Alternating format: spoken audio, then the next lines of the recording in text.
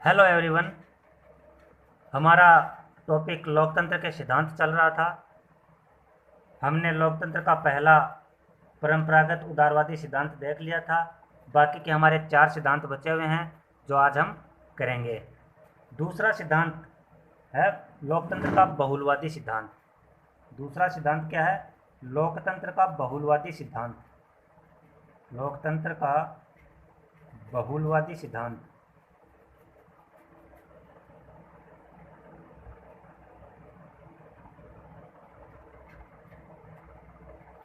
लोकतंत्र का बहुलवादी सिद्धांत क्या कहता है? सबसे पहले तो बहुलवाद बहुलवाद विचारधारा कहती है कि शक्ति का एक जगह केंद्रित ना होना। मतलब जो सत्ता की शक्ति है, जो शासन शक्ति है, वह एक जगह केंद्रित नहीं होनी चाहिए। शक्ति का एक जगह केंद्रित न होकर अनेक वर्गों में उसे बांट देना चाहिए। बहुलवाद यह कहता है। इसी प्रकार बहुलवादी विचारधारा या बहुलवादी सिद्धांत कहता है कि जो समाज है उसका ढांचा संघात्मक होना चाहिए। संघात्मक होगा तो समाज में जो शक्ति का केंद्र होगा वो एक जगह न होकर अनेक वर्गों में विभक्त हो जाएगा। तो लोकतंत्र का बहुलवादी सिद्धांत क्या कहता है यह हम समझ गए। अब इसके विचारक देख लेते हैं। इसके समर्थक विचारकों में आते हैं लॉस्की, बार्कर, फोलेट, कोल, डिग्बी। यह इसके प्रमुख विचारक रहे।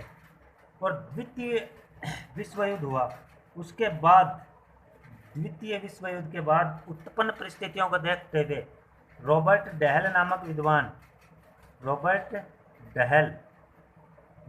डहल भी इसके समर्थन में आ गए और उन्होंने बहुलवादी सिद्धांत को बहुलवादी सिद्धांत न कहकर बहुलतंत्रवाद कहा। इन्होंने बहुलवादी सिद्धांत को क्या कहा? बहुलतंत्रवाद कहा।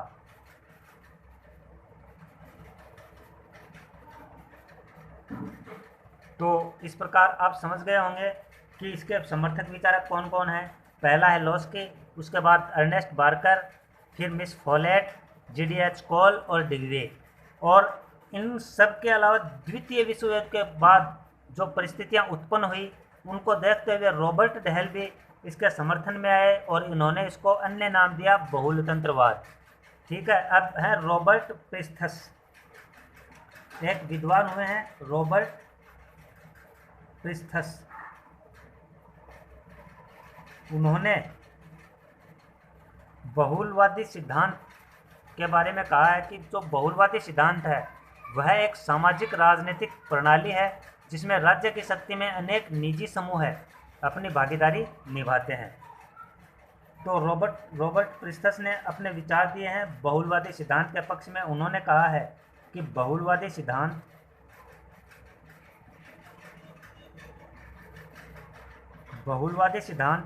एक सामाजिक राजनीतिक प्रणाली है। एक सामाजिक और राजनीतिक प्रणाली है।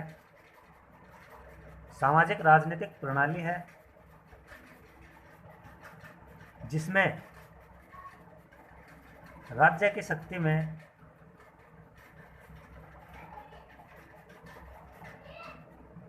अनेक निजी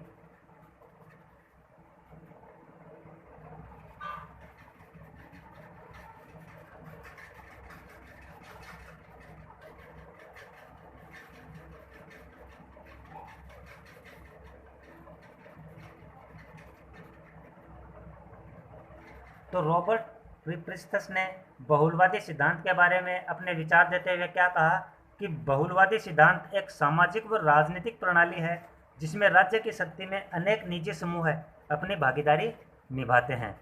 तो लोकतंत्र के बहुलवादी सिद्धांत के बारे में मुख्य बातें हो गई हैं। इसके बाद दूसरा सिद्धांत आता है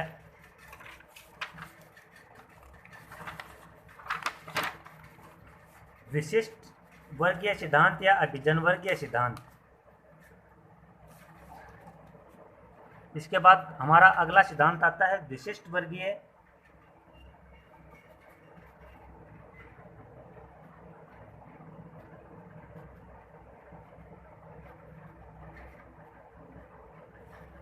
या अभिजनवर्गीय सिद्धांत?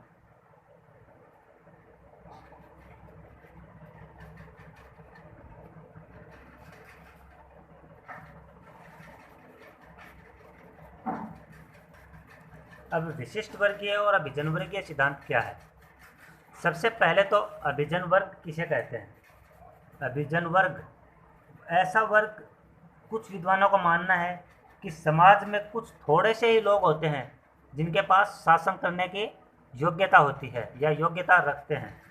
जो थोड़े से लोग होते हैं, थोड़े से लोगों के पास शासन करने की योग्यता होती है, वही लोग क्या कहलाते हैं? अभिजन वर्ग कहलाते हैं। समाज में ऐसे थोड़े से लोग जिनमें शासन करने की योग्यता होती है, वही अभिजन वर्ग कहलाता है। अब इस अभिजनवादी विचारधारा या अभिजनवादी सिद्धांत इन्हीं जो थोड़े से लोग हैं या जो अभिजन वर्ग है, इन्हीं को क्या मानता है? अभिजन वर्गीय सिद्धांत के अंदर शामिल करता है। और इस सिद्धांत का प्रतिपादन करने वाले प्रमुख विचारक थे रॉबर्ट मिचेल्स। विशिष्ट वर्गीय या अभिजन वर्गीय सिद्धांत का केंद्र बिंदु कौन से है? अभिजन वर्ग है। ठीक है। और अभिजन वर्ग किसे कहते हैं? जो समाज में ऐसे थोड़े से लोग जिनमें शासन करने की योग्यता होती है। इस सिद्धांत के प्रमुख विचारक हैं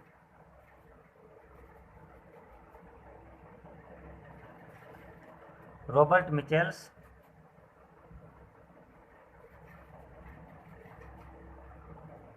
मॉस्का, पेरेटो,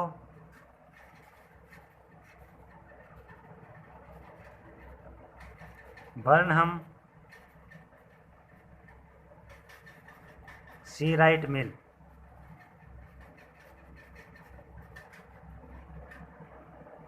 तो विशिष्ट वर्गीय या अभिजन वर्गीय सिद्धांत के प्रमुख विचारकों में आते हैं रॉबर्ट मिचेल्स, मॉस्का, पेरेटो, बर्नहम और सी राइट मिल। ये वो विचारक हैं जो मानते हैं कि अभिजन वर्गीय जो अभिजन वर्ग है,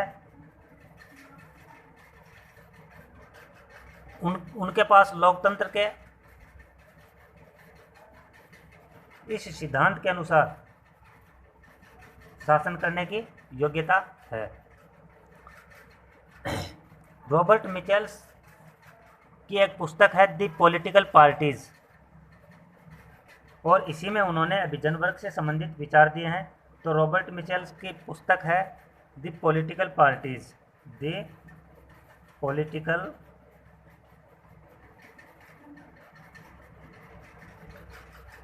यह रॉबर्ट मिचेल्स की पुस्तक है। इसमें उन्होंने अभिजन वर्गीय सिद्धांत के बारे में बताया है। मॉस्का इटली के विद्वान थे जिनकी पुस्तक थी द रूलिंग क्लास। मॉस्का की पुस्तक कौन सी है? The ruling class.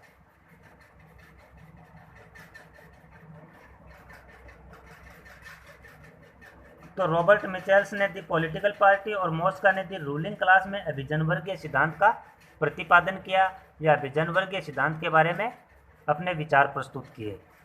तो इस प्रकार ये हमारा विशिष्ट वर्गीय या अभिजन वर्गीय सिद्धांत कंप्लीट होता है। इसके बाद अगला सिद्धांत हमारा आता है लोकतंत्र का मार्क्सवादी सिद्धांत। हमारा अगला सिद्धांत है लोकतंत्र का मार्क्सवादी सिद्धांत।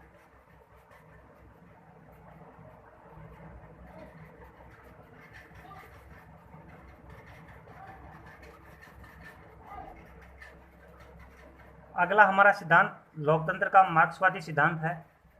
मार्क्सवादी सिद्धांत क्या कहता है? लोकतंत्र का जो मार्क्सवादी सिद्धांत है वह लोकतंत्र के एक विशिष्ट रूप को प्रस्तुत करता है। यह सिद्धांत अपनी प्रकृति से एक प्रकार का आर्थिक लोकतंत्र है। इसका मुख्य जो बिंदु है वह आर्थिक लोकतंत्र के ऊपर है। और मार्क्सवादियों ने इसे क्या कहा है? जनवादी लोकतंत्र।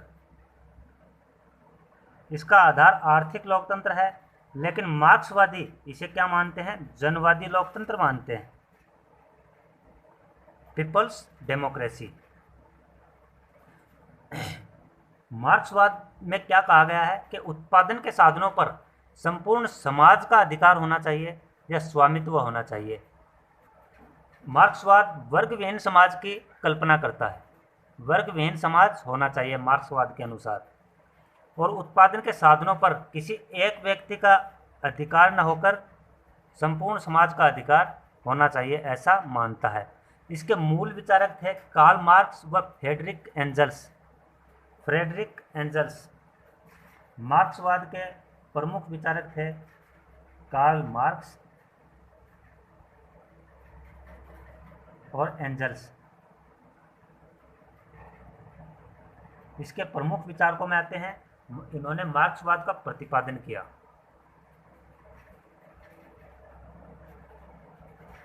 मगर इसे व्यवहारिक रूप देने के लिए लेनिन, स्टालिन, माओ त्से तुंग, इन तीन मुख्य रूप से इन तीनों विद्वानों का नाम लिया जाता है। वो कौन कौन से हैं? लेनिन, स्टालिन और माओ त्से तुंग।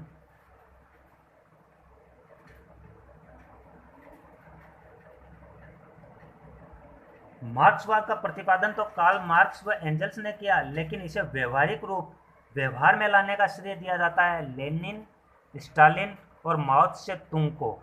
तो मार्क्सवाद है, इसके बारे में आप समझ गए होंगे कि मार्क्सवाद एक प्रकार का आर्थिक लोकतंत्र है, लेकिन मार्क्सवादी इसे जनवादी लोकतंत्र कह के पुकारते हैं।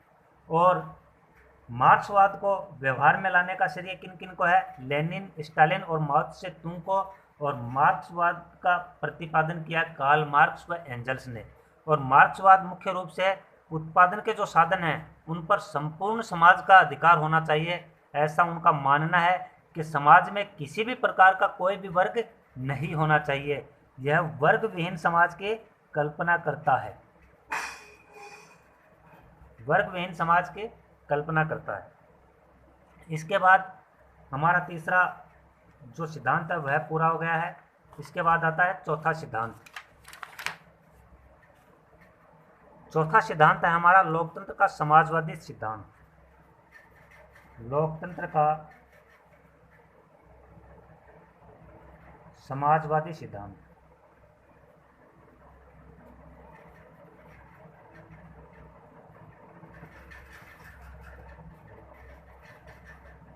लोकतंत्र का समाजवादी सिद्धांत क्या कहता है? सबसे पहले तो समाजवाद मानता है कि धन, संपत्ति व वितरण का स्वामित्व समाज के पास रहे। जो समाजवाद है उसका मानना है कि जो धन संपत्ति है, धन या संपदा है, उसके वितरण का अधिकार पूर्ण रूप से समाज के अधीन होना चाहिए। निजी संपत्ति का समाजवाद विरोध करता है। जो निजी संपत्ति है उसका समाजवाद विरोध करता है। मतलब किसी की भी निजी संपत्ति नहीं होनी चाहिए, संपूर्ण संपत्ति के वितरण का अधिकार समाज को होना चाहिए। वही क्या है? समाजवाद है। अब समाजवादी सिद्धांत क्या है? लोकतंत्र का समाजवादी सिद्धांत लोकतंत्र के उदारवादी सिद्धांत व मार्क्सवाद सिद्धांत का मिला-जुला रूप है। मतलब मार्क्सवाद व उदारवादी सिद्धांत का समन्वय है। कौन सा सिद्धांत? समाजवादी सिद्धांत।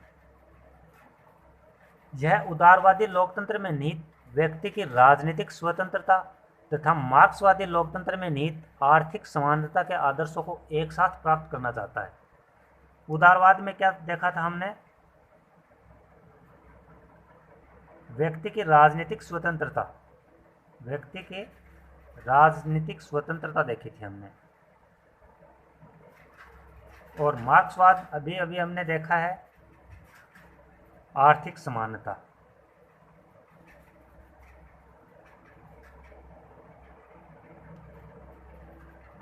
पहला हमने पढ़ा था जो सिद्धांत, वह क्या कह रहा था? परंपरागत उदारवादी सिद्धांत बोल रहा था कि व्यक्ति को राजनीतिक स्वतंत्रता प्राप्त होनी चाहिए। और अभी हमने जो मार्क्सवादी सिद्धांत देखा है वह आर्थिक समानता की बात कर रहा था। आर्थिक समानता मतलब समाज में कोई भी वर्ग नहीं होगा, सभी का समान रूप से स्वामित्व होगा, यह मान रहा था। और जो समाजवादी सिद्धांत है यह इन दोनों का मिला जुला रूप है।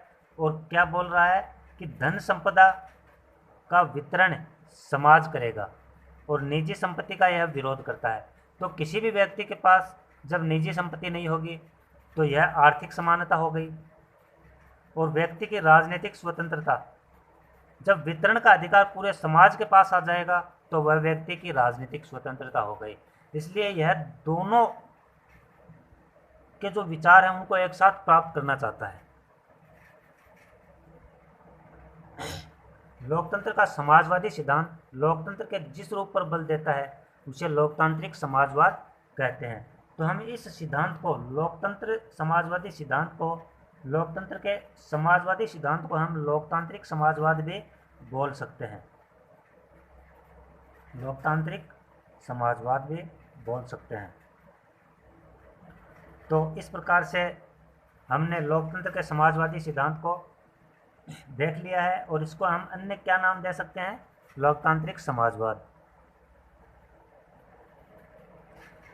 अगली बात, जो समाजवादी सिद्धांत है यह क्रांति व हिंसा के साधनों के स्थान पर विकास व संवैधानिक साधनों में विश्वास करता है। यह क्रांति और हिंसा को छोड़ के, हिंसा का त्याग करते हुए किसका समर्थन करता है, विकास व संविधान का। यह विकास व संविधान में विश्वास करता है बजाय क्रांति व हिंसा के। और जो मार्क्सवादी सिद्धांत था यह क्रांति में विश्वास करता था।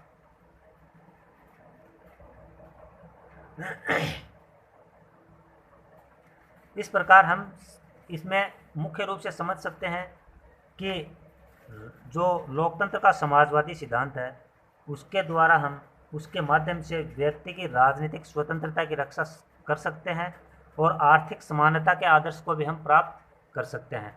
तो इस प्रकार लोकतांत्रिक समाजवाद हमारा समाप्त हो जाता है। तो हमने एक एक करके चारों सिद्धांत देख लिए। पहला सिद्धांत था हमारा परंपरागत उदारवादी सिद्धांत जो व्यक्ति की राजनीतिक स्वतंत्रता की चर्चा कर रहा था। दूसरा हमने देखा था लोकतंत्र का बहुलवादी सिद्धांत जिसमें शक्ति के विभाजन की बात कही गई। तीसरा सिद्धांत हमने देखा लोकतंत्र का विशिष्ट वर्गीय या अभिजन वर्गीय सिद्धांत। यह समाज में जो थोड़े से लोग थे उन थोड़े से लोगों की बात करता है जिनके पास शासन की शक्ति होनी चाहिए।